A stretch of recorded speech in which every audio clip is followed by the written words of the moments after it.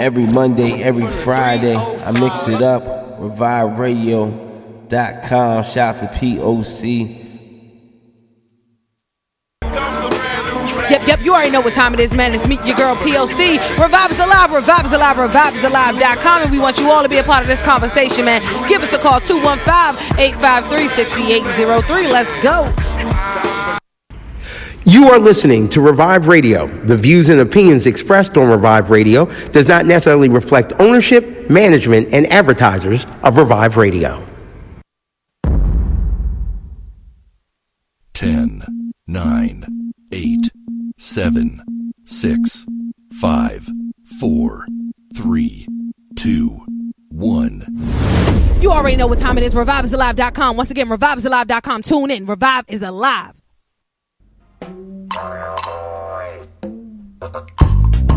Welcome to Revive. It's about that time. Welcome to Revive. It's about that time. All I need is one mic. You know what time it is. Open up your ears.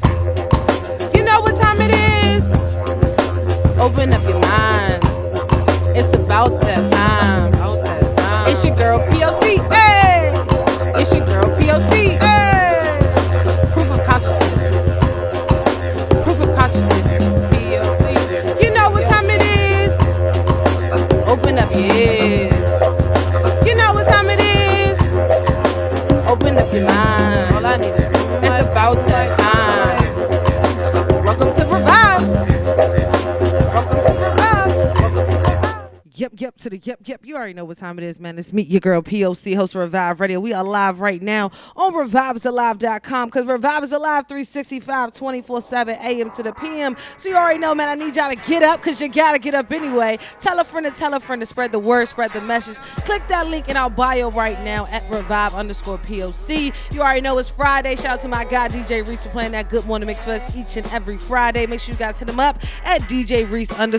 But you already know we got a special guest in the building today, man. I'm really excited to be sitting next to this young man. He's a fly guy. I've been checking him out too, man. He got some threads on him too. He don't just come with the music. You know what I'm saying? Slight work. Man, let's go ahead and introduce our special guest. Go ahead and introduce yourself. Hey, what's up with y'all? This morning it's LA, Sabree, Marcelina in the house out here. Appreciate y'all for having me this morning. Revive POC. LA Sabree in the building, man. I'm really excited, like I said already, to be speaking with you. One, because I checked out some of your music.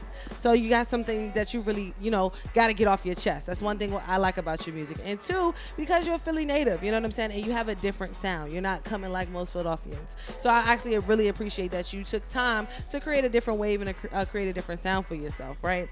So tell the people a little bit about you. Who is LA? Who is LA? What do people need to know about you? Let the people touch you for a second. Well, I gotta put it, the easiest way I can put it.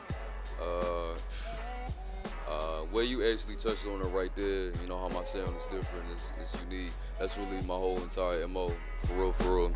My entire who I am as a human being, my individuality and things of that nature. I just stand out. Everything about me, as far as I'm concerned, is larger than life, bigger than myself. So definitely cut from a different cloth as far as everything that I do, music-wise. Philly, my entire life was Philly in the house at all times. Representing. Shout out West Philly. Gotta shout out the West Side. 19131 or 19151? No, 19139. Okay. No, I had to ask, because I'm not from Philly, so I'm getting to know Philly. And people like, nah, I'm from down bottom. I'm like, nah, but that's still West Philly. Nah, that's different. So I'm learning as I get around, man. Special, yeah, Philly in the house, West Philly. So who inspires you at this point, to make music, to actually get that different sound out that you do have? It's a lot of different artists that inspire me. My all-time favorite artist is Kanye West. Okay. All-time favorite. As an artist. Okay. Person-wise, I don't get too much into you are who you are, but as an artist, it's artistry, big influence, big inspiration for me. Currently, guys I like, Big Crit is one of them.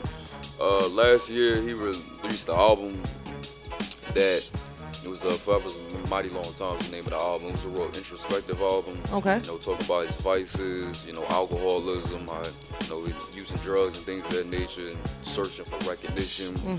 Kind of resonated with me as far as, you know, how he was open with himself, open with the album, open with the music that he's doing. So that's a big influence. You know, being true to himself and just telling a story. I'm with it. So that's really what I'm trying to do. I'm not like trying to just, a lot of dudes just trying to make music. Cause they think it ain't mine. They think, well, you know, I'm just get on quick, make a hot record, whatever. I ain't really in it. Hopefully I just, you know, make a nice record, get that quick cash grab, and it is what it is. You know, they heart is not in it for me. Music is all therapeutic for me. It's cathartic for me. You know, music is saving my life. In all honesty, if I didn't make music, if I wasn't rapping, I don't know what I'd be doing. I'd probably be doing things I shouldn't be doing. I love the transparency. So, this is what's, you know, keeping me afloat. So do the supporters and the people that actually listen to your music, can they feel that same energy that you just gave off? You know, like this is a story. He's telling, you know, parts of his life. He's being honest with us. He's putting his, you know, his truths on paper, which is turning into bars. Like, can people actually feel that when they listen to your music? I wholeheartedly feel any song that I record, any song that I make, when you tune into it, you're going to hear something that you know, all right, I feel this. This is real talk. This is real, you know, this is his story, but this is something I relate to. I understand where you're coming from. I love that you said the word his story, because when I think of his story, the first thing that comes to my mind is history. You know what I'm saying? So when it comes down to history and, you know, us as people getting to know who we are, because you can see the climate of music changing, because now people are talking about our history. Right. You know what I mean? Making sure that we know who we are as people, making sure that we put out our truths as people as well. So when you think about, you know, his story, your story, and then you think about the word history, what's the first thing that comes to your mind, you know, as a musician, as an artist? Blazing my own trail, for real. I love it. Blazing my own trail is the most important thing.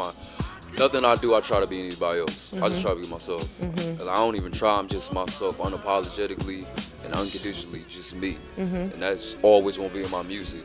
You know, of course, you know, rapping, you know, we're gonna have some bars or whatever, you know, just rapping, just wanna get you over, but all that I'm trying to do is just show you who I am. I feel you. I'm standing in my shoes, standing on my 10 toes.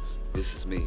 And one thing that, you know, I heard when you first was introducing yourself is that, you know, you are proud to be from Philadelphia. You keep mentioning Philly, West Philly all day. How would you say that West Philly has influenced you, you know, as just a person when it comes down to creating music? Well, you know, first and foremost, you know who's in West Philly? Will Smith, baby. Prince, like that's right there at the top of the hierarchy, the top of the pyramid of, you know, one of the freshest and greatest MCs of all time, being from your own city. Yes. And, you know, the type of... Shout out to Lowry yesterday, too. He just won that national championship with the Raptors coming out of North Philly. Oh, Lowry.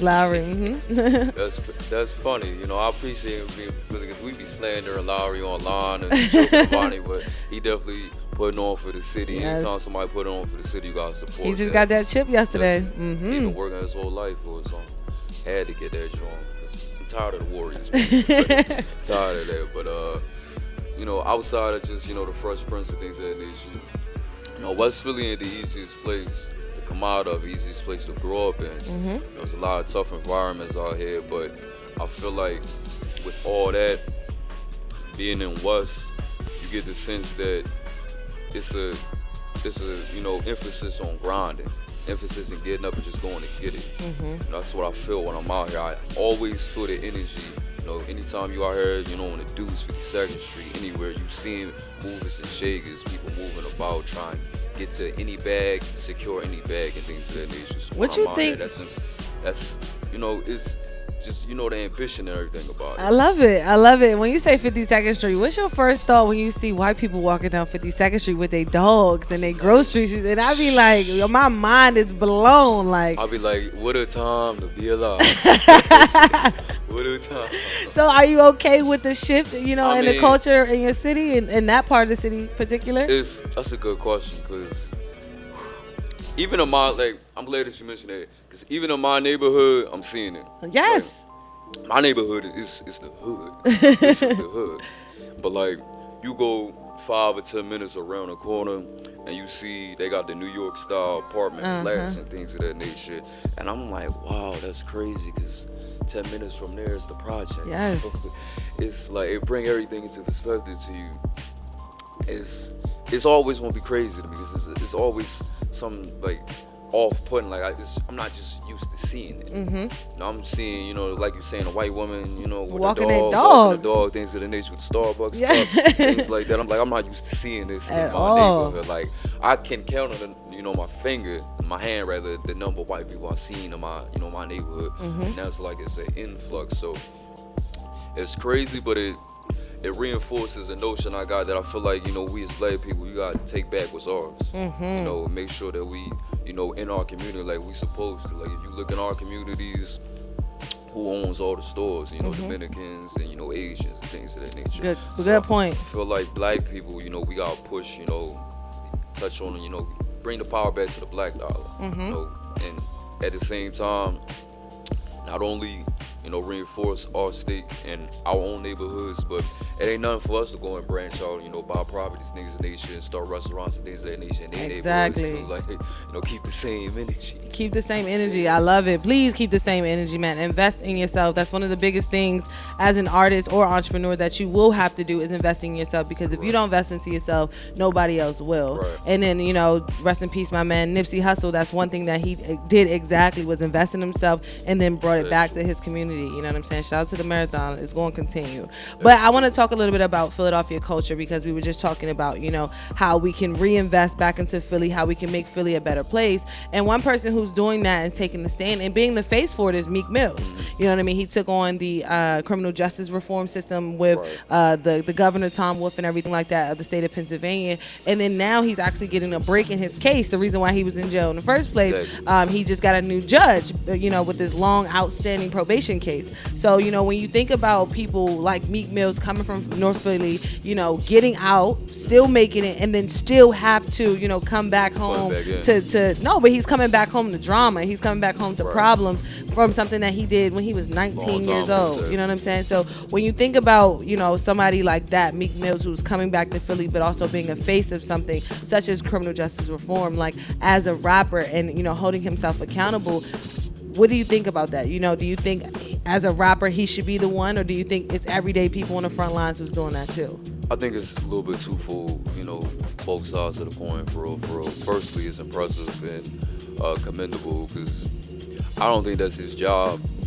Obviously, his perspective on it is different because he's in the system and he's dealing with, as you stated, you know, repercussions for actions almost a decade ago. So he kind of 31, like, you know, that's when he was a young boy, you know, he's a grown man now, he's still doing with that. So his foot's already in there. So I kind of see why he is the lightning rod for it, because he's been dealing with, you know, so much nonsense with it, you know, with the old judge and things of that nature. And how I feel like, you know, in his case, you know, the system has been kind of going after him, but they kind of do go after, you know, once they get you in there, they try to, you know, they keep on you. So I don't necessarily feel like he should be at the forefront, but it's commendable that he putting himself out there and he's doing something about it. And that should also, you know, encourage, you know, civilians, the rest of, you know, not just artists, I love it, but the rest of us. All right, you know, we seen what this rest guy of us doing. ended bystanders, you know, exactly. You know, the civilians. We see what he innocent doing with bystanders. We see what he doing with his influence. You know, so we gotta, you know, rally behind that. And when it comes down to the music, you know what I mean, such as, you know, people like Kendrick Lamar, J. Cole, even 21 Savage now actually putting a little bit more over you know, putting it in the music. Do you think that that's their job? Could you say pretty much not necessarily fighting a fight may not be their job, but by them creating music and putting that in the music, you know, is that their job too? Well, it's not. Hip hop has always been a little bit political, you know, so it's not something that's, you know, far-fetched that our MCs or rappers will be touching on these issues, especially because it's prevalent on what we got going on. You know, unarmed people being, you know, murdered, things of that nature, all that on, you seeing that on social media, you turn on the news, you seeing what's going on, what they, you know, perpetuating in your community, stereotypes and things of that nature. So it's not anything that's far-fetched. And they lived that. You know, Kendrick from Compton, you know, so he was out there in the thick of it, you know, as far as where he's from. So, and they've all, you know, had to deal with the system in some regard, you know, with 21 Savage situation and all that. So that was very eye-opening for a lot of people.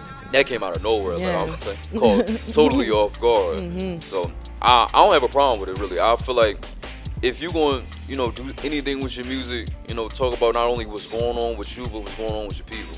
You know, I'm not saying that you gotta be, you know, fight the police and everything, but you know, if you want to touch on real subjects, I don't have no problem with that. It's, you know, it's beneficial, especially for, you know, younger generations to hear RIC. You know, we ain't just, you know, talking about the rollies and the cars, you know, the glitz and the glamour on the side of it. We actually talking about real things that's impacting us on a daily basis. So that's important. So I don't have no problem with that. I'm all for it. I'm with you on that. And speaking of fighting the police, y'all, let me tell you this quick story. It came out yesterday. So Memphis protesters, they were protesting on behalf of a young guy who was shot and killed, who actually was shot 20 times while being handcuffed already. And Memphis protesters went out there and actually injured 6 cops, sent them to the hospital, and 24 actually were found with more injuries. So when you talk about, you know, the uproar and music and just people in that fight, like, I really feel like it's coming. Right. You know what I mean? Like, I feel like the music, the power of music, the power of social media, and then just, you know, people just being fed up, just being tired. I really feel like the revolution is gonna come. I'm right with you. I feel like it's coming, and I feel like, as you know, as black people, we're over it. You know what I mean? We're tired of it. We're done fighting. And you mentioned social media earlier, and I wanted to ask you about that. When it comes down to social media, how has social media been an influence for you as far as making sure that your music is going well, people are seeing you out here? Like, how is that tool been for you? I mean, it's a good tool. You know, personally, I don't feel like social media should be the most important thing that you focus on. But we in the digital age. This is 2019. You know, you gotta be on there and have your footprint out there in the, you know, the internet world. I see the importance of it, though. At the same time, staying engaged with your fan base, with the people who already support you. And then you getting other eyes that you may not have had, you know, looking into what you're doing. And they get, you know, it's just more than just the music. You know, especially like Instagram, for example, they see, you know, behind the scenes stuff. If I'm in the studio or something, you might see that on the story, the behind the scenes, how I'm creating this specific record. Or you seeing me, you know, doing photo shoots, things of that nature. Cause I also got the modeling thing in the toolkit. I was gonna ask you that, cause man, I was checking you out. I'm like, oh, he gets fly. It's all natural. But like, yeah. Your fans is good. I see, you know, the pros and cons of everything, but the pros is the most important thing, and your fans always got access to you, so they feel like they in your life on a daily basis. All right, so this is what you be doing at 10 a.m. You be at the gym or something. So you okay with that though? You okay with them having, with you know, access to you at the palm of their fingertips? I mean, they hearing about me in music, so I mean, you see me. So what's the difference? Some people don't like it. That's what I'm asking. Some people like to say you'll never hear nothing about Jay-Z or Beyonce. They allow it to come out. You know what I'm saying? I mean, it's one thing for a paparazzi to be hiding in the bushes while you in your crib, and you know, that's one thing or something like that. But like social media, people, you know. So you okay with the trolls and, you know, everybody with the negative comments? Oh, see, and that's cool. Negative energy, all that. Listen, I'm a middle child. Okay. I had like we had like 12 or 13 siblings at one time in my family. I'm from West Philly. Like, I ain't got no problem with no trolls. I bring it right back. Okay. I bid all the time, so it don't mean nothing for me. At the same time, I know what it is. I got you. You know, the hate I ain't never affected. We just brush that off. Okay. Brush that off. I love it, man. I love the energy. Let's get back into some music, because you recently back in February, you dropped your video. How was that video for you? It's called Twice as Bright. Half as long, twice as bright. How was that for you? How was just being able to drop some visuals for the people? Listen, that was important to me. That actual visual, it's a funny thing. It kind of just came together, impromptu type thing. Okay. I was just gonna do it like a type of photo shoot around the themes of the song and things of that nature.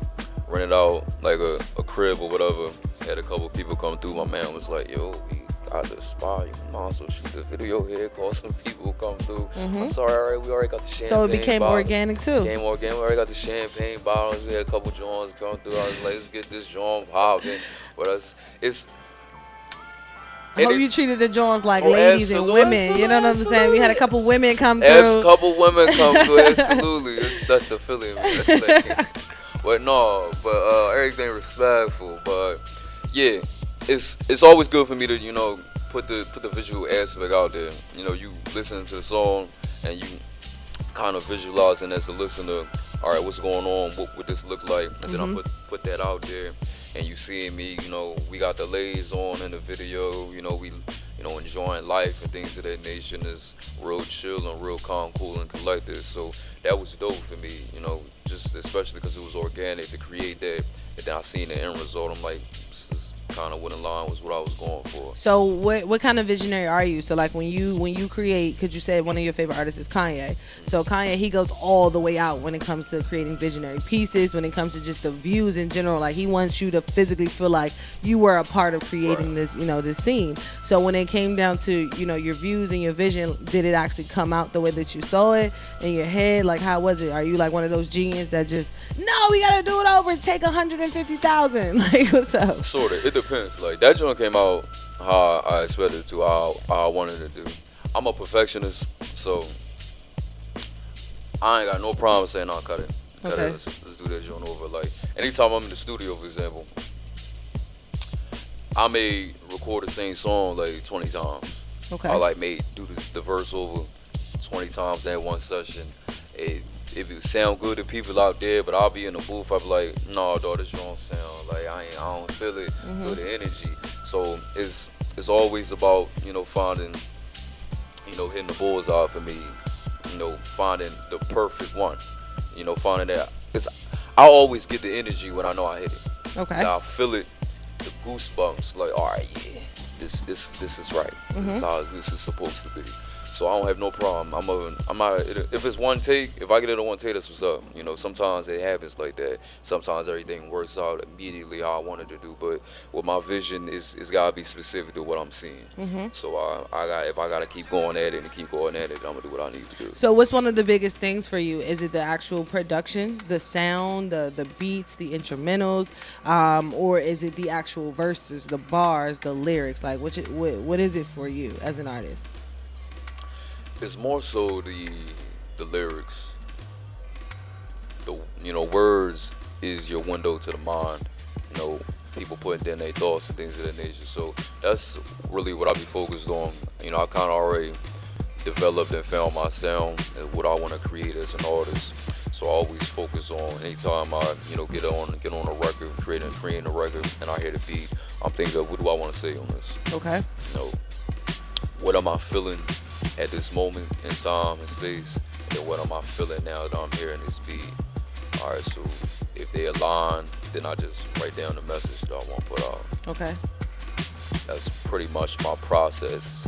Sometimes I hear a beat and just immediately just write anything. Okay. I'm like, oh, this is hot. So would you say that you are someone who has to write down your music, or can you just go off the top of your head and just say, yo, put on a beat, I'm out here. Like, press record right now. It depends. Like some joints I've done, I just put on the beat. I'm just freestyle it and see what comes out. Like for example, I hear a beat, and first thing I'm doing is thinking of the flow I'm gonna put on there, like humming it or whatever, to see would that be hard. Then I might think of the chorus next, and then I prefer to sit down and just write it. Okay. Because I want to say what I want to say specifically. I don't want to mince no words. I want to use every word carefully. So you want to be as free as possible. As free as possible. Okay. So I like to sit down and just sit with it for a second, let it marinate, and just write out everything I need to say, get it off my chest. I'm with it. So like when it comes down to producers, right? Because I know a lot of artists, they're very particular about who they work with. They don't even want people to hear their lyrics unless they know that this producer is going to bring a sound that's going to go with the with the track. So when it comes down to working with different producers, are you working with any producers here in the city of Philly? Not sure, but I got actually a couple lined up. Okay. Recently, to work with some local guys. Actually, not only just working with producers, working with actual other artists in the city, awesome. Setting up a few things of that nature. But I get my beats, from a lot of different producers all around. Okay. I don't go into the studio till I finish the record.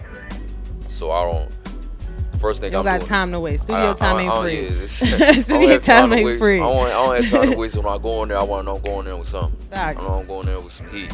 So I'm writing first. Like, I hear the beat first. Usually what I do, write it, go into the studio, and do like a rough copy of it. And if it's hot in there, we take it from there. Okay. Take it from there. So who have you worked with so far? Like, if you haven't worked locally, like how are you actually getting your beats and your production? Live from most of the producers now that we in, the digital age with it, everybody's selling their stuff online. So you got, you might, for example, put in type beat in YouTube or something. You got thousands of results. They all producers with their beats. You click their joint and take it to a beat store. Okay. And they got all their joints right there for you. Buy the beat right off of there. Oh, you just gave people game. Hold on one more time. Bring that back. You know what I'm saying? People need that free knowledge right quick. Trying to Run help that everybody back. So out. you said go to YouTube. You can go right into YouTube. I can put Drake type beat into the search.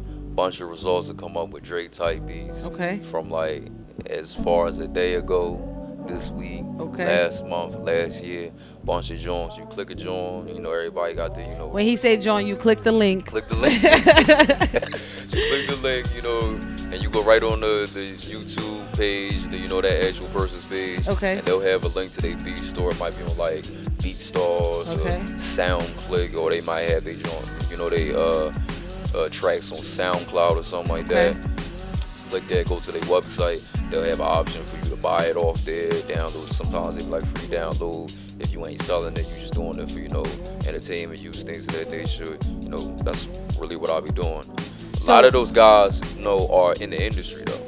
So some dudes, a few of the producers that I've, been buying stuff from, they made beats for J. Cole, Drake, guys like that. So that's really where it's at. Back then, that 90s, early 2000s was more working with local guys. You had your one specific producer.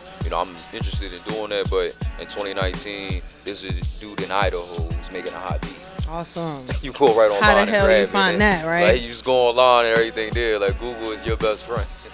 That's crazy. Like, I didn't even know that was a thing. So once you buy the beat, it's no longer theirs.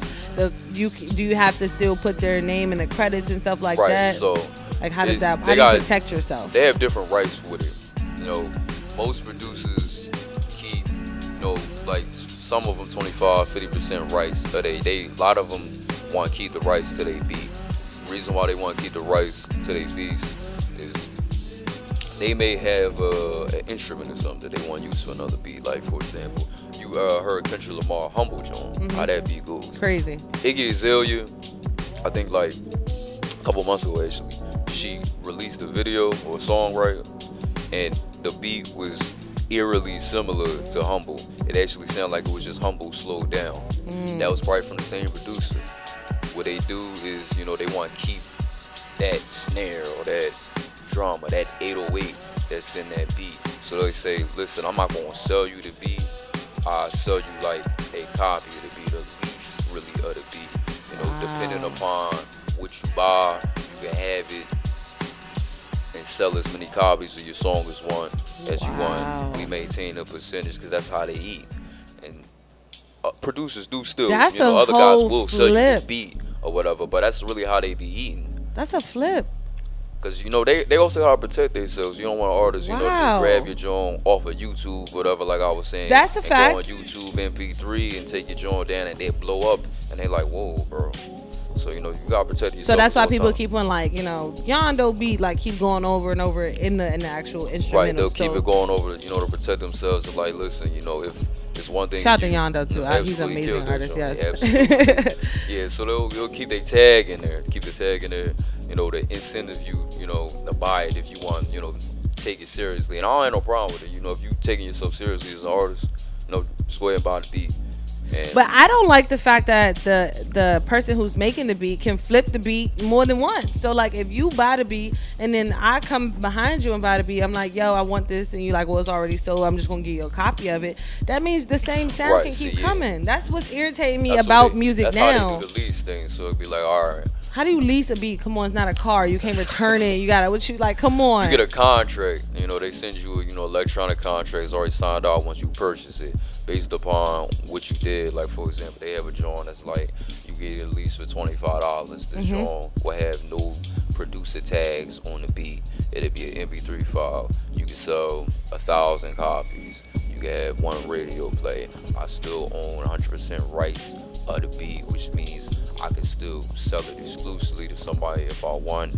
The lease may run for a couple of years. Wow. And you have a joint that'll be like exclusive lease, unlimited copies. So producer still maintains ownership of the beat, but you can get unlimited streams, unlimited sales, radio play, things of that nature. But then there are also some, most of them still got the option of like, if you want to still own exclusive rights to it, we can discuss it. Some dudes like, no, I don't do that. Because I need to own my beat. I want to continue to flip it, continue to, get a profit off of that. But most dudes, other dudes is like, just give me the right price and you got it. So it depends on who you with, who you working with. So let me just ask you this question: as an artist, as a business owner, as an entrepreneur, what is the smartest thing to do for a producer? To continue to allow people to lease the beat, or just to sell it in its entirety? If a track take off and it blows up, then, like for example, I would purchase a lease for beat, record the track, and I got like an unlimited joint. I paid let's say $500 for that lease. Mm-hmm. Then the track blow up, and now I'm getting 1 million streams off the joint, and now it's on every radio station. They would then have the incentive, all right, why don't you just buy the beat from me at this point if that's what they want to do. Mm-hmm. And most people don't even get to that. It really depends on what the producer is looking for. Like, I understand. What would you do though? That's my question. Like, as an artist, an entrepreneur, a business owner, like, what would you do? I would do what they doing.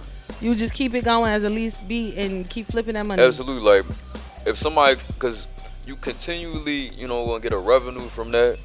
I still own the beat. I'm gonna get all the credits. I'm still gonna get royalties. If I want to use whatever is in this beat on another, I always have that option.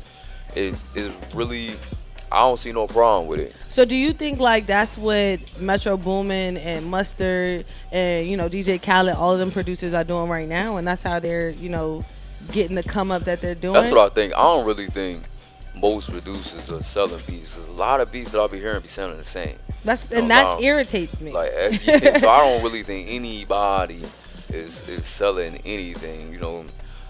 Especially in the industry, like I'm saying, with everything sounding, carbon copy, Mm-hmm. for real. But it makes sense to me. You know who's doing, like, someone who's making really amazing beats in this area? Jalil Beats. I mean, Absolutely. Yes, I've been listening to just his mixes, and I'm like, yo, like, he's really doing what he's supposed to do as far as getting out there in the industry. Right. And you just put a little bit more icing on the cake that I did not know about. So now I got to really dig into it, because I'm like, leasing. I knew that you could lease a beat, but I didn't know that you can continue to distribute that same beat once somebody has already signed that contract. Right, like, unless they sell it to somebody, and it's like, if you go on YouTube, for example, like I was saying, put on like a tight beat, and then you see a result, and you click it, sometimes in the description it'll say sold. Okay. I mean, they sold that beat to somebody, so not at least. The beat's been sold 100%. They no longer have the ownership of that. So some dudes do that. Like, I don't see no problem either way. Like, I feel like you can continue to milk it, why not? But if somebody come on with a huge bag for you, take the bag. Sheesh. And a beat costs bags, is what you're saying. I believe, like, I don't see no reason why I wouldn't. How much is that average YouTube beat? It depends. Like, it ain't even an average I can go off. But somebody. It ain't no median, like a starting. I've place? seen somebody start like, give me $300 for it. Off of YouTube. Off of YouTube, on a beat store or whatever. All right, you want the actual beat, $300, $400. I've seen people say $5,000 for a beat. I've seen people say 10 racks for a beat. Listen, if you take yourself seriously as an artist and you really believe in it, it's investment. It's an investment, because if I buy the beat, I own the beat. So now I'm the owner of the beat. I can do whatever I want with the beat, and that cuts out the middleman. So is that why artists nowadays are or becoming triple threats? They're writing their own music, they're producing their own music, they're performing their own music. It's almost a necessity at this point. If, like I'm saying, if you want to cut out the middleman, like, I wish I could make beats myself, because I do it myself as well, because you maintaining ownership of everything, intellectual properties. Yes. And, you getting, basically renting the beat from somebody, they still owning it. Like I'm saying, you'll look at your contract, I still own 50%, I get 50% of, whatever is made from this because I still own the beat. You cut all that out if you made it yourself. So I understand it. I'm all for that. Is you keeping everything in-house, keeping everything to yourself, nobody else touching the paper, and it's, you 100% with your, artistic vision.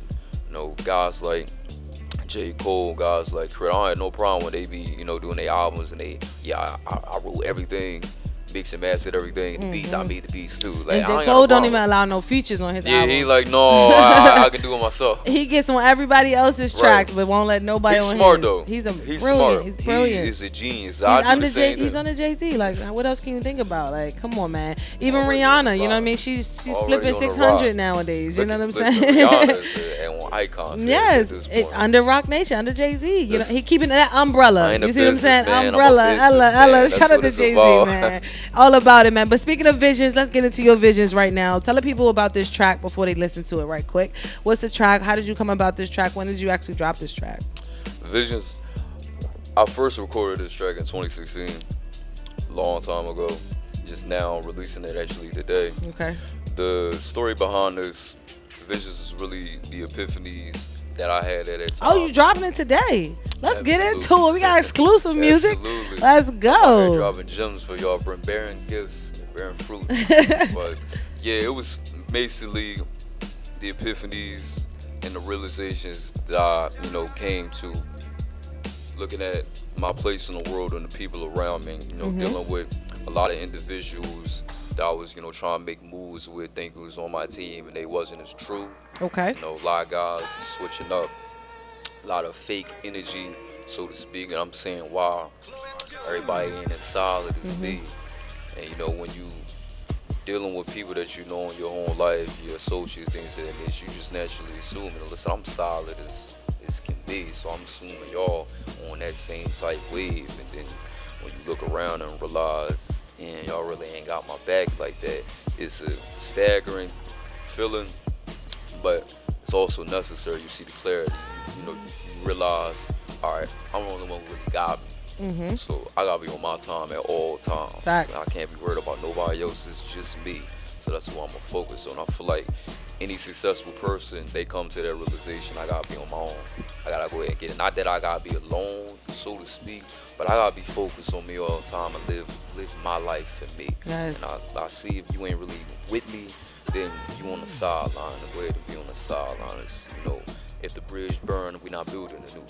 I lay in the building, man. Let's get it. Visions live here on Revive, man. We dropping some exclusive music for you guys. Just came out today. How can they find it? How can they copy it? I mean, not copy, but cop it. I'm sorry, and definitely get some, the streams popping. On all the platforms. The cool kids stream their music on. So Apple Music, cool Tidal. We're gonna have that joint on SoundCloud, definitely on Spotify and everything. It will be available everywhere. Yes, man. Tell a friend to tell a friend, man. Click that link in his bio so you can definitely get this music, man. Remember, these artists make 0.5% each time you click that link, man. Click that link as many times as I need all my. Yes, let's get it. Visions. I see the world how it is now. That's why I'm living how I live now. Last night I had a vision, I was sitting on the top of the world, counting millions. I'm just trying to bring the image to fruition as I use my ambition to account for my decisions. I see the game like Benson. I see you can't be the hero cause they turn you to the villain. And that much is evident cause every time I try to brighten up my picture, they just focus on my negatives. Or they focus on the pockets, then they wonder why they ain't making profits. Ain't making moves cause they making problems. Do you wrong, then they try to play up on your conscience. I see the world how it is now. That's why I'm living how I live now. That's why I'm only doing me. Don't give a fuck about you, cause that's how I get down. They say life is but a dream till you wake up to see everything ain't what it seems to be. They only real as they need to be, just as long as they gettin' what they need from me. That's why I keep my circle minute, ain't worried about you, so why you worry about what I do? Be careful of who around you, but once you love the most and turn on your light, Judas in the Bible. I see the world how it is now. That's why I'm living how I live now. That's why I'm only doing me, don't give a fuck about you, cause that's how I get down. I swear these ain't for you. Give them a lane and that's when they ain't for you. Looking at these in their eyes, I just wanna know if I made it, would they remain loyal? Cause everybody got hidden agendas, and everybody with you don't wanna see you ascending. They rather you end up like Grant Hill. Robbed up your chance of being the man, cause you got Achilles heels. I see the world how it is now. That's why I'm living how I live now. That's why I'm only doing me, don't give a fuck about you, and that's how it, man, that's just how it feels. She ain't betting on the she betting on the field.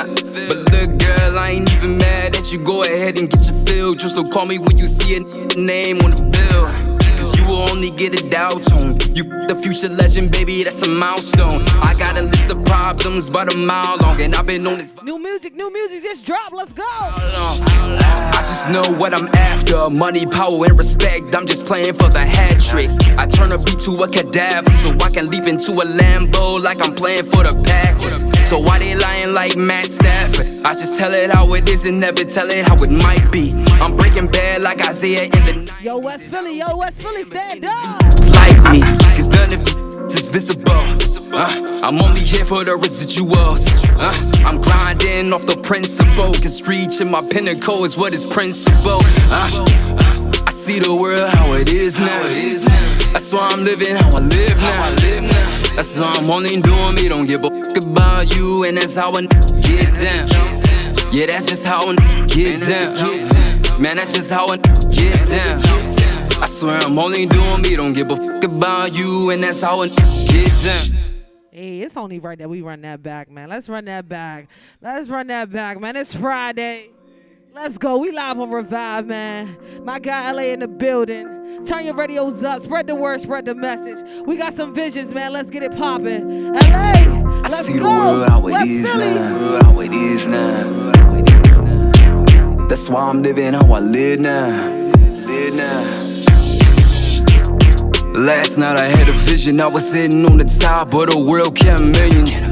I'm just trying to bring the image to fruition as I use my ambition to account for my decisions. I see the game like Ben Simmons. I see you can't be the hero cause they turn you to the villain.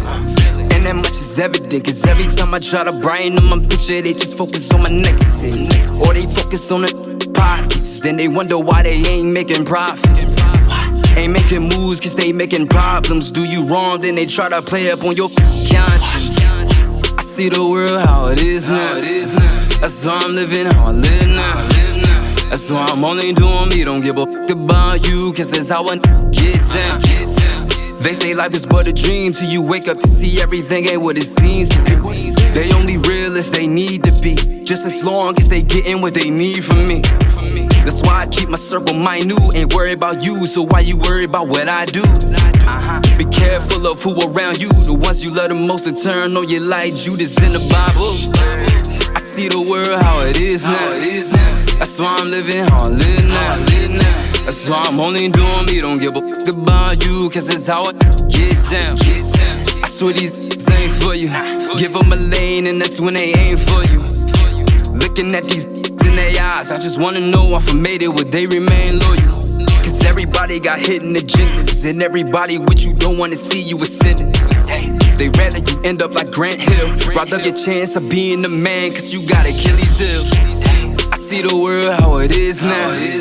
That's why I'm living how I live now. That's why I'm only doing me, don't give a fuck about you, and that's how it, man, that's just how it feels. She ain't betting on the she betting on the field.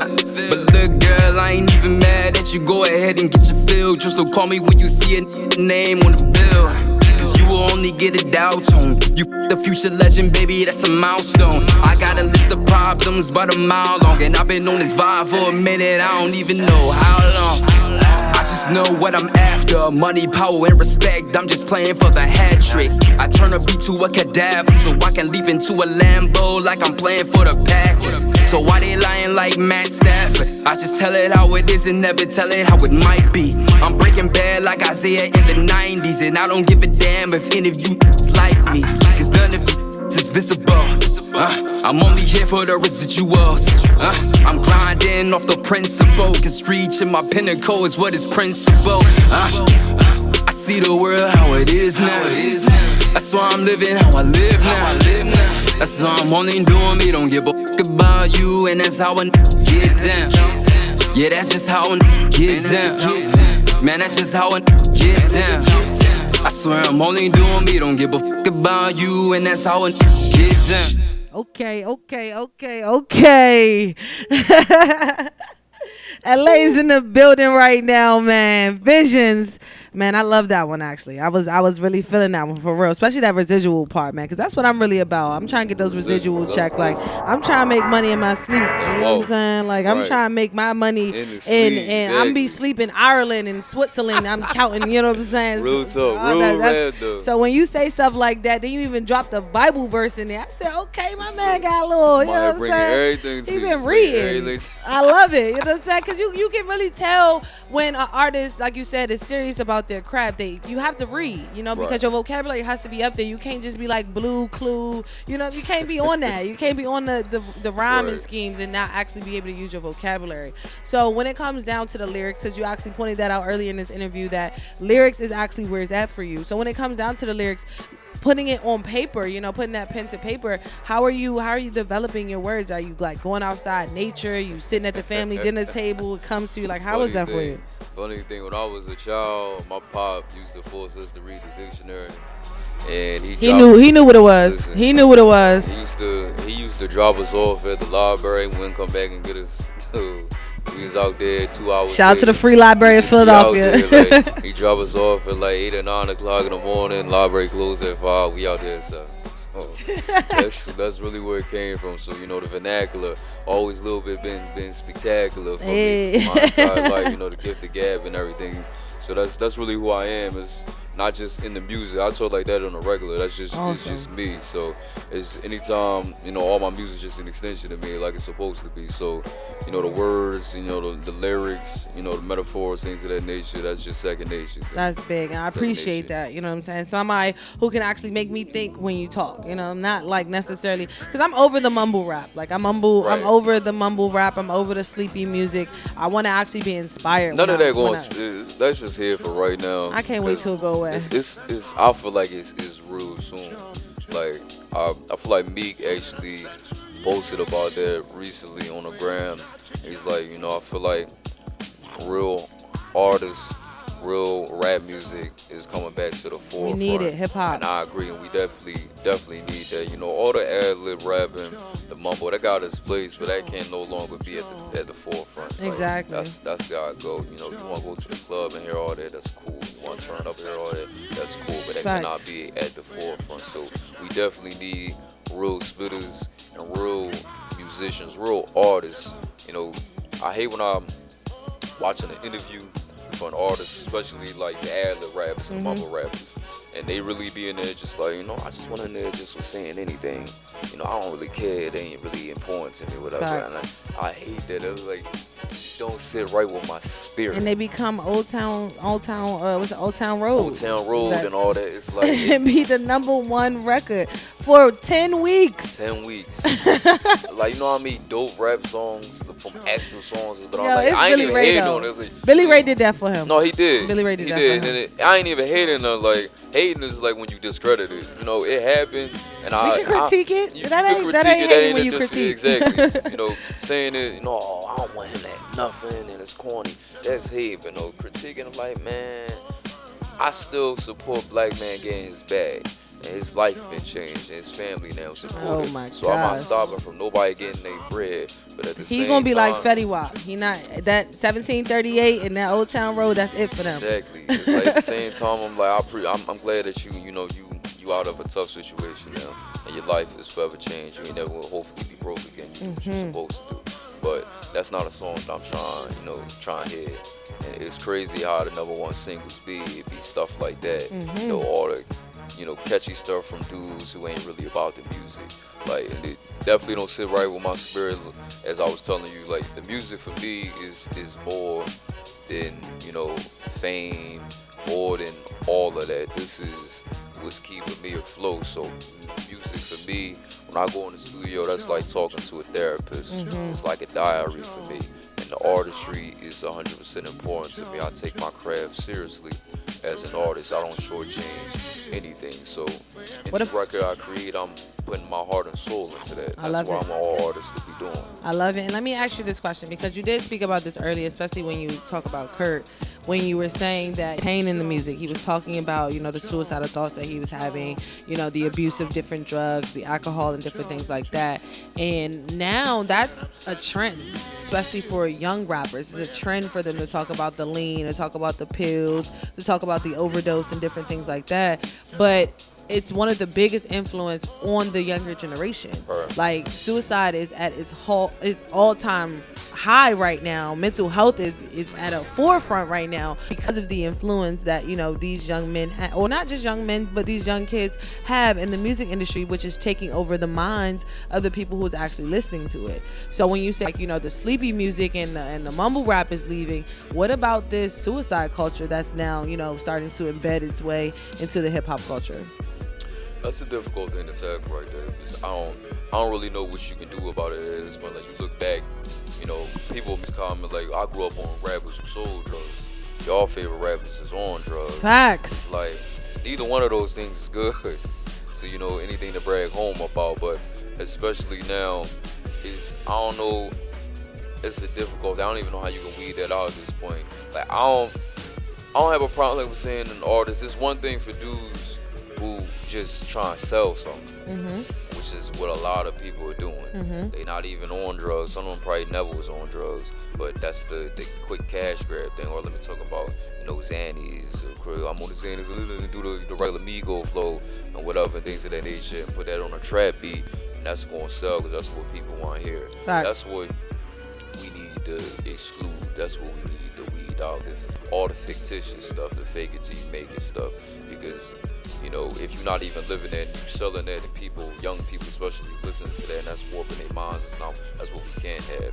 Other artists, who are true to themselves, they telling you, yeah, I was doing that, but I was in a dark place, and I'm trying to tell you how I got out of that place, or I'm trying to get out of that place.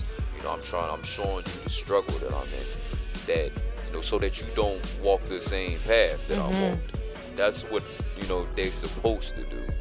We as artists, we, talking about ourselves and focusing on our own lives, but when we, trying to frame that picture, we want you to know, listen, we trying, get out of this situation. Rappers talk about, yeah, I'm in the hood, I'm dodging police, raid cops, raiding the trap house, things of that nature. Yeah, that's cool to sell on a record, but, other artists who, the top guys like Kendrick, things of that nature. Good Kid, Mad City's classic album that he released. I was just about to say that. Classic album he released, and on that he touched on so many things. I was with the homies, we was doing drive-bys, house raids. I was almost. He had a whole skit in that. I was almost locked up. My cousin died. I'm telling you about this. So, I know you relate to it, especially, you coming from where I'm coming from, African American. I'm in Compton, and, wherever you at, you might have a hood like that's things that's going down like this. So I'm showing you, I'm bringing something that you understand. But I'm telling you, I'm showing you with my music and how I'm carrying myself, how I'm pulling myself from that. I'm not telling you to be doing that. I'm telling you that's what I had to overcome. That's what it should always be about. How I stick to myself, I always tell people, listen, I'm not gonna tell you what to do. Facts. This is what LA would do. This is what LA is going through. And this is how I'm trying to come up out of that. I understand people have role models. I never tell somebody, don't look up to me because I'm not a perfect human being. Facts. And what I'm doing may not be what's going to work for you. I only live my life in my scope. I'm in my own reality, my own wave, and my own world. So I'm only doing what I think works for me at all times. So I'm never going to tell you this is what you should do. But if I'm going through something, a hardship, listen, this is how I dealt with it. Take what you can take from it. So you don't gotta go through it yourself. And that's what the real and the great artists do. Facts. And then speaking of classic albums, I wanted to bring that up too because back in 1994, Biggie dropped an album himself entitled Ready to Die. And as I was like, trying to figure out like why are these kids, putting it out there like it's okay to commit suicide and different things like that, I had to do my research because I'm like, I can't just blame it on them. You got to figure out what was going on in hip hop before for them to think that this was okay, because we just pretty much stand on the shoulders of each other. Right. So when I thought about it, I'm like, yeah, Biggie did release, Ready to Die. Exactly. But he wasn't necessarily talking about killing himself in that album. He was just talking about the life experiences that he was going through. It felt like he was going to die soon. Like he was just having an epiphany, like a vision. And then, he didn't release his second album, which was Life After Death. Right. So he was talking about, pretty much, in my opinion, because I wasn't there, but what he was talking about, in my opinion, is like, this is the things that I was going through as I was experiencing life, and I was living life as if I was, like if I was going to die tomorrow. And then now, at Life After Death, I understand how it feels to die and rebirth yourself and still be living. Right. He was,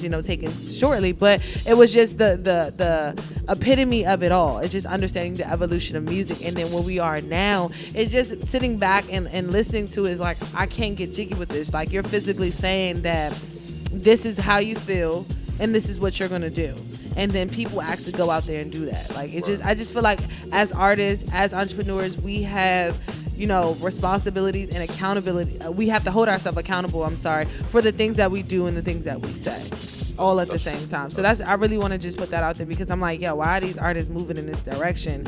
And it's sad, because even comes down to Philly, just keep it, home.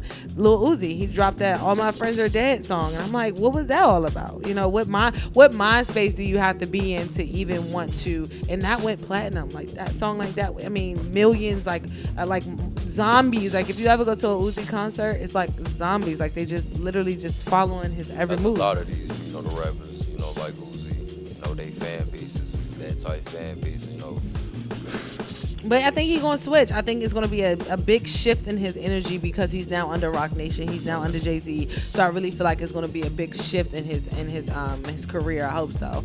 But let me ask you these questions before we wrap up. When it comes down to, your project that you have coming out, like, when can we expect you to drop it?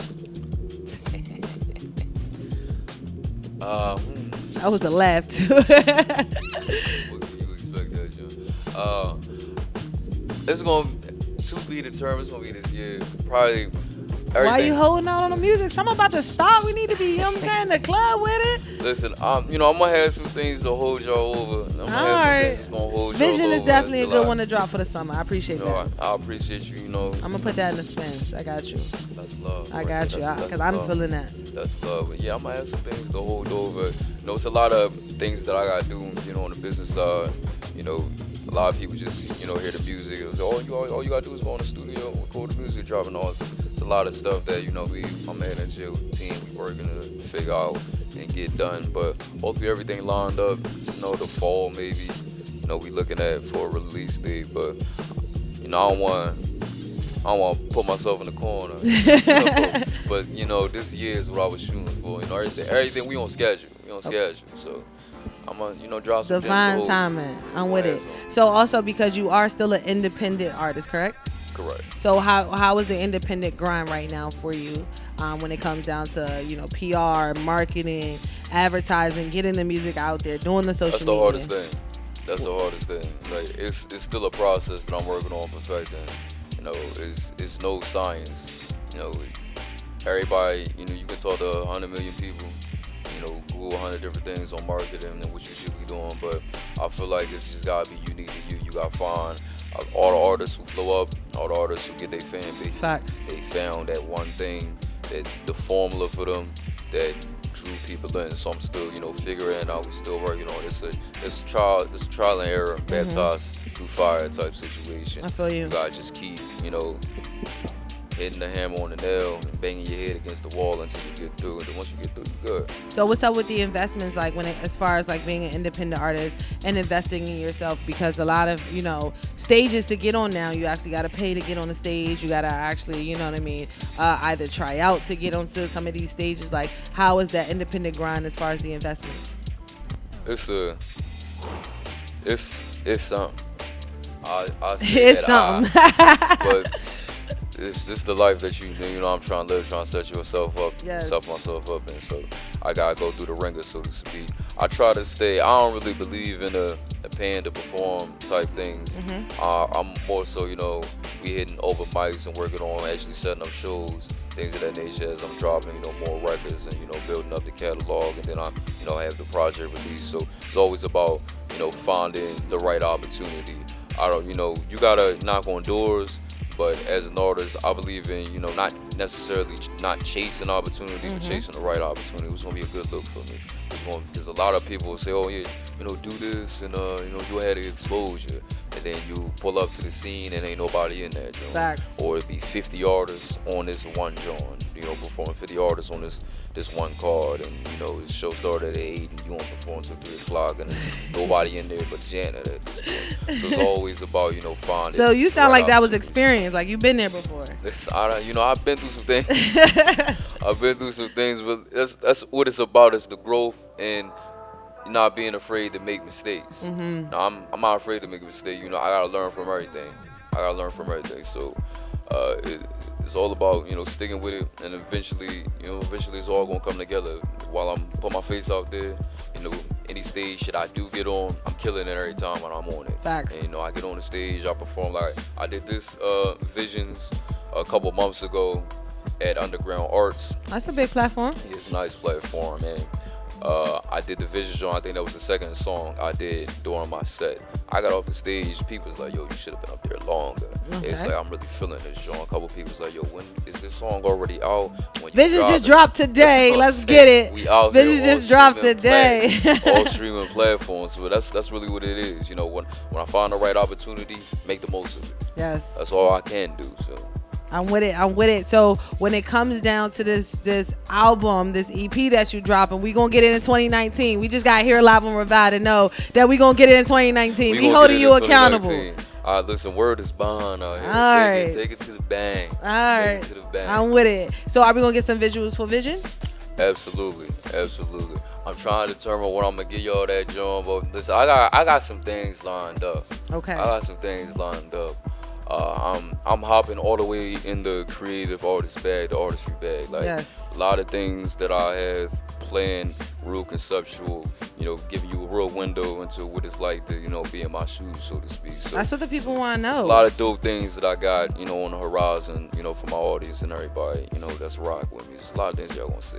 And speaking of that, I want to actually play a quick game with you, right? Because I want the people to get to know you, on a different level, so they can know who you are, who LA is. He not Hollywood. He go by the name LA, but he not Hollywood. You know what I'm saying? So who you are? You ready? I got 3 questions for you.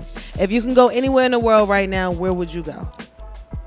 So I'm trying to go to Miami real fast, be on the beach. Anywhere in the world? I didn't say the United States. I said anywhere in the world, man. Seriously? Nah, you said Miami. Why Miami? We gonna take that and run with it. We going down the street with it. Why Miami? Why Miami? Because I need to be on the beach right now. Okay. I just, Out of all the beaches in the that was world, just you in my gonna pick spirit right there. Miami. That was just the one right on the top of my Well, dome. you'll fit on the right top of in my though. dome. Like, I know you'll bring the fashion out, so you definitely Right. will fit in on South Beach. I see that for you. All right, my next question is: a hot dog a sandwich? I'm asking. I've been asking every Philadelphian this question: is a hot dog a sandwich? No. It's not a sandwich. No, it's not a sandwich. So is a hoagie a sandwich? No, it's a hoagie. So it's not a such thing as a hoagie sandwich. No, it's not such. It's a hoagie and then a sandwich. So what's the difference? The Come difference- on. Hoagie is a hoagie roll. That's a hoagie. Like, what do they call it in New York? A hero, a sub. That's something different. A sandwich is, like a burger. Let me get this cheeseburger. That's a sandwich. Let me get a chicken BLT joint on a panini. That's a sandwich. A hoagie is its own distinction. No, it's not. It's on a roll. I've been trying to figure this out, right? Because when I came to Philly, people was like, it's a cheesesteak, not a steak and cheese. And a hoagie is a hoagie, not a sandwich. Because I was like, yo, let me get the hoagie sandwich. And I guess when I said it, they automatically knew that I wasn't from here. For real, yo, got it. So I was like, how's it not a sandwich? Because it's just, whatever in the middle between two buns, like between two pieces of bread. So then a hot dog is the same thing. It's a piece of meat in between two breads. Unfortunately, it don't work like that. All right, man. I've been trying to ask everybody what it is. All right, let's try and ask everybody. And the next question I want to know, when it comes down to your music, is it singles or is it albums? Do you focus more on, making sure that you have a banging single, or are you focusing on making sure you have an amazing 10 to 12 songs on an album? Well, since this is my first project I'm dropping, I've been focused on the album. Okay. The singles, if I'm hot, so the singles gonna be hot regardless, whatever I drop. But the album is what I'm most focused on, especially me personally. This being my first one, I've been working on this for like 3 or 4 years. Okay. And putting every message, every theme motif, everything that I had to deal with in that 4-year stretch in this. So this is like my baby, my child that I'm trying to cultivate out here. So that's what's really important for me, is more so like a vindication type thing going on. It's cathartic. I finally, finished this project and released it, and everything that I wanted to say, I said on it. I think that's important. It's funny that you actually asked me that, because I was talking to somebody on Twitter the other day about it, and they was asking, what's the most important thing? Would you rather have the #1 single in the country or the #1 album in the country? The answer is you want to have the #1 single, because #1 single will be played forever. Mm-hmm. That's going to be a song that 10, 15, whether it was a good song or a bad song, that's a song that's going to be played forever. So your life will change forever in that standpoint. You'll be remembered for that single that you had that was #1, for that standpoint. So that's, the business aspect of it, you want to have a #1 single, but the artistry side from it is something about, my album. I was about to say, you tripping if it's a single. Recognition. Like, I understand the business aspect. If you get a #1 single, all right, we in business, but my album being #1, however it me, whether I didn't sell a bunch of copies, it was #1, or I sold millions of copies, it was #1. The fact that I see it at #1 is just, that's something that's gonna hit different to me. Facts. Knowing that I actually created a whole project, and the time and work it takes to create music, you understand, that's a pull out your head type thing. It's stressful to be an artist, and you working on an actual project to sit down and decide, like, am I doing something cohesive? Am I creating an actual project, talking about stuff like, you listen to each joint, like, I understand why this is on here, I understand what you're getting at, or you just throwing music out, like, here, I got y'all. So the project EP thing for me is something I actually cherish. And I appreciate you having that answer for me, because for me it's the album. You know what I mean? For me, it's making sure that you can be consistent and deliver content, not just once but over and over again. And there's 2 albums that stick out to me. One is The Miseducation of Lauryn Hill. I mean, that album from #1 to 14 will forever be, you know what I'm saying, on repeat, and then what was the other album? Jay-Z, The Blueprint, on repeat, the entire album, you know what I'm saying? So being able to create even the Carter 1, 2, and 3, from Lil Wayne, being able to create a masterpiece that will literally withstand decades is what it's all about. You know what I mean? Like, a song, sure, but when people can remember 1 through 14 on your album, that's what it's all about. I remember where I was when I heard a classic album. That's, when I'm 20. You was pressed to go get the CD. Exactly. When I'm 20, 25, 30 years down the line, talking to my kids, I'm not going to play them the #1 song from 2019. I'm gonna play, yo, you need to listen to this album. Facts. I'm gonna like, yo, you need to listen to it, Manic. I'm gonna play you a Manic. I'm gonna play you, The Blueprint. I'm gonna play you these classic albums, because they shifted culture. Yes. Was important for that time period, and this is, the window I want to bring you into. If I'm talking to somebody, I never heard rap music before, all right, I'm gonna play you this album. You're not gonna play them this song. Exactly. Listen to this project, and then you understand. So we on the same page. Yo, LA, I'm vibing with you. You know how I'm vibing with you from over time? People are texting me like, yo, you're messing up time. I'm like, yo, we having a great conversation here. But I gotta ask you this. I'm feeling your vibes though. But I want to ask you this last question before we wrap up, right? So because we are in, a digital age where everything is being streamed right now. But if you could go back in time and pick a way that you would want your album or your music to be distributed, or when it comes down to distribution, would you pick a vinyl? Would you pick a tape, a cassette tape, or would you pick a CD? How would you want your music to be distributed? I feel like the CD wave was an important wave for us. So you would put your music on a CD? On a CD. All right, you getting a two-sided, 2 disc? Definitely gotta have one side with one cover and a back with the back cover. Yes. 2-sided disc. Especially back in the day when you was like going to the scene and you had 500 CDs. Yes. You'll put this on your car right now. There's just something about that. That was probably my was that 90s, early 2000s. Yes. Be out there with the CDs. That was probably the boom of the hip hop culture at that point. So that's just nostalgia. I'm with it, man. So tell the people once again how they can find you, how can stay locked, how can they go get Visions right now, because Visions just dropped today. You know what I'm saying? So tell them how they can go get and copy your music. All my social media, LA Sabree, LASABREE, Twitter, Instagram, Facebook. Find me right there as far as Visions is concerned. Search that in Apple Music. Link should be in my bio soon as far as my social media is concerned. But Spotify, Apple Music, already on there. Just search LA Sabree. It's going to come right up the first song. Where does Sabree come from? That's actually my middle name. I love it. LA Sabree. That's definitely creative, man. You already know what time it is. It's Meet Your Girl, P.O.C, host of Revive Radio. We're live each and every Monday through Friday, 7 a.m. to 10 a.m. I need y'all to turn your radios up. Shout out to this Free BARZ Friday, man. LA Sabree, he in the building. Make sure you guys go stream his music right now. We already holding him accountable here on Revive, man. 2019, he dropping an EP for us, man. He going to bring it back to Revive, and we going to play that live for you guys, man. But we going to go back with Visions right now. Turn your radios up. Let's go. We'll be back on Monday. It's Meet Your Girl, P.O.C. I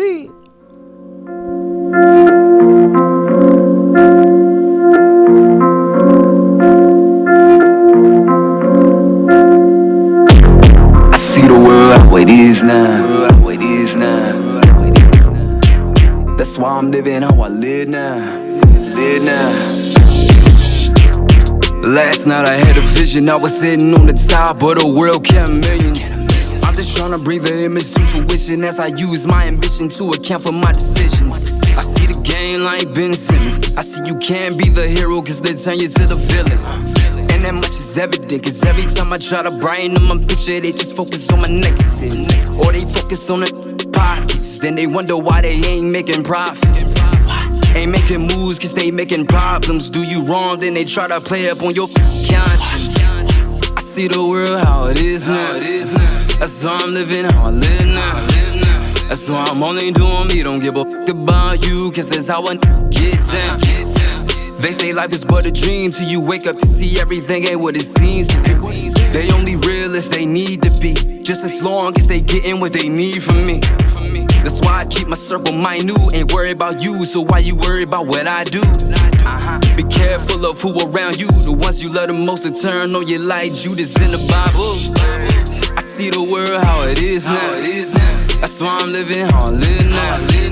That's why I'm only doing me, don't give a fuck about you, cause that's how I get down. I swear these ain't for you. Give them a lane and that's when they ain't for you. Looking at these in their eyes, I just wanna know if I made it, would they remain loyal? Cause everybody got hidden agendas, and everybody with you don't wanna see you ascending. They rather you end up like Grant Hill. Robbed up your chance of being the man, cause you got Achilles heels. I see the world how it is now. That's why I'm living how I live now. That's why I'm only doing me, don't give a fuck about you, and that's how it, man, that's just how it feels. She ain't betting on the she betting on the field. But look, girl, I ain't even mad at you. Go ahead and get your fill. Just don't call me when you see a name on the bill, cause you will only get a dial tone. You the future legend, baby, that's a milestone. I got a list of problems about a mile long, and I've been on this vibe for a minute, I don't even know how long.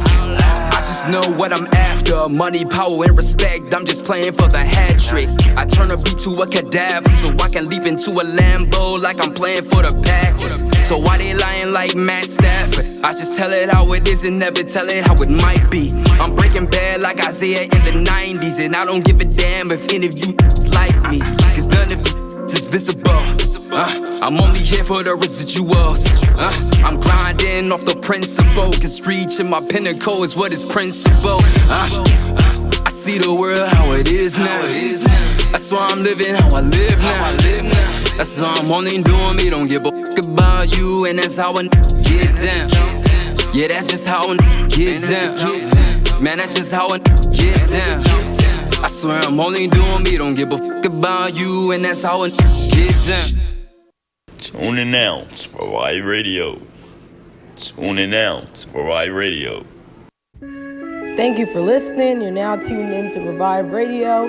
ReviveIsAlive.com. Go to the website now. Yeah, now you might be the baddest one, but shorty's got it bad.